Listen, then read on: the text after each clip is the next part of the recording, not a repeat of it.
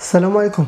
كاميرا ارفاديس معروفه بالجوده ديالها ومعايير اوروبيه. غادي نتعرفوا على المميزات ديالها ونشوفوا شنو كيجي معاها في الكرتون. اول حاجه كتميز بها ارفاديس هي الكارونتي 6 شهور اللي كتجي مع كل كاميرا، وكيجي فيها الكاشي ديال الشركه باش تضمن بانه الكاميرا غادي تبقى خدامه الليل كامل ويبقى الباتري بشارجي مزيان.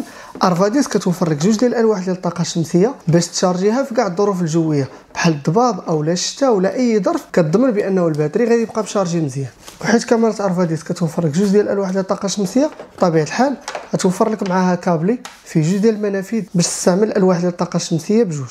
وكيجي معاها الكتيب ديالها اللي فيه شرح طريقه الاستعمال ديال الكاميرا والفيسات والشوفيات ديالها باش تركبها في اي بلاصه. وقبل ما ندوزو نشوفوا المميزات ديال الكاميرا غادي نتعرفوا على فين كيكونوا السيبورات ديال الالواح ديال الطاقه الشمسيه.